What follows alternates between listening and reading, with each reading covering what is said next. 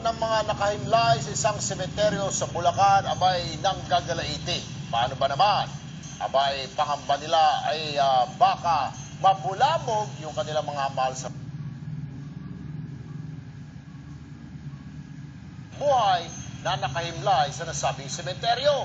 Narito po ang report.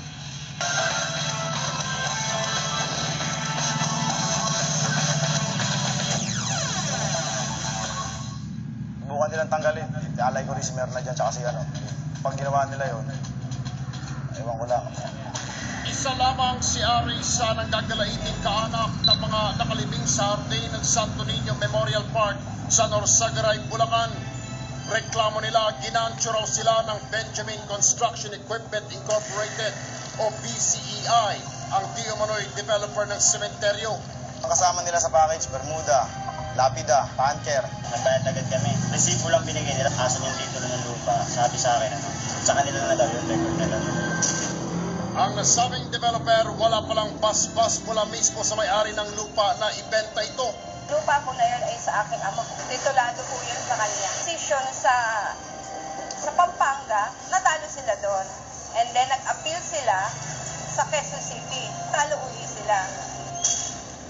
Ganun pa man, patuloy pa rin daw sa iligal nilang pagbebenta ang developer. Same bilis ng kidlat na pinuntahan ng T3 Reload ang sementeryo para kumpirmahin ang reklamo. Isang asset ng T3 Reload ang sumubok na bumili ng lupa. Kano yung isang notice?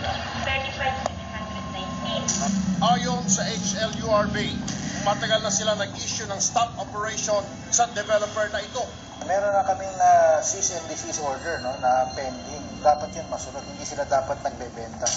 Maging ang permit to operate ito sa Business Permit and Licensing Office ng Norsagaray, Bulacan, palyado na rin. Sinubukan namin kunin ang panig na may-ari ng BCEI na si Veronica Lim, pero wala raw mga opisyal na pwedeng magsalita ukol sa reklamo. Wala po yung doon eh. Sa Pinopis. Sa pamunuan ng BCEI, itigil nyo ng iligal na gawain yan bago pa kayong multuhin ng mga tao niloloko nyo. Kaugnay po ng report na yan, nasa linya po ng aming telepono si Porcia Herman, ang chief ng BPLO Norsagaray, Bulacan. Magandang hapon po. Magandang hapon po, sir. Ma'am, ito pong BCEI, 2011 papaso na yung kanilang business permit, pero patuloy pa po nagbebenta. Ano po kaya magandang gawin ho dito? Kasi po, nung after po namin mag-issue ng cease and desist order noong October, nagpunta naman po dito yung developer. So parang inaayos naman po raw nila yung kulang nilang requirements, which is yung pong license to sell from HLURB. So yun lang naman po ang kulang nila para ma-issuance sila ng business permit. So sa kasalukuyan po, hindi pa nga nila nakocomply, inaantay lang po namin yon. Well, hawak ko po itong sangkatutak na papeles dito at sinasabi, ayaw nga silang bigyan ng HLURB, ma'am. Paano ba ito? Kung gusto niya, padalahan ko kayo ng kopya dyan.